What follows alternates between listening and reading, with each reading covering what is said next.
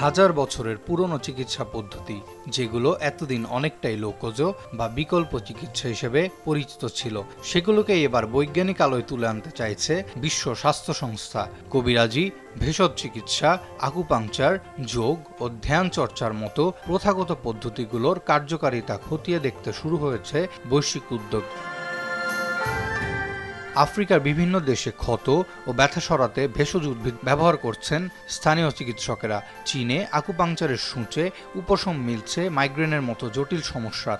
আবার ভারতে ধ্যান ও যোগব্যায়ামের মাধ্যমে রোগ প্রতিরোধ ও নিয়ন্ত্রণের চর্চা চলছে বহুদিন ধরে। ডব্লিউএইচও বলছে এসব পদ্ধতির অনেকগুলোর কার্যকারিতার পক্ষে এখন বৈজ্ঞানিক প্রমাণও মিলতে শুরু করেছে।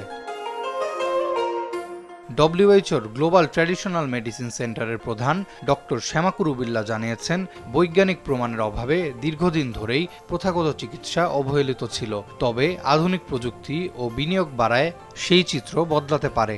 তার মতে, এই খাতে বড় পরিসরের গবেষণার সুযোগ এখন তৈরি হয়েছে। এই কৌশলের আওতায় প্রথাগত চিকিৎসার জন্য শক্তিশালী গবেষণা ভিত্তি তৈরি, চিকিৎসা পদ্ধতি ও চিকিৎসকদের জন্য নিয়ন্ত্রণ কাঠামো গড়ে তোলা এবং প্রয়োজনে আধুনিক চিকিৎসার সঙ্গে এসব পদ্ধতির সমন্বয়ের পরিকল্পনা রয়েছে।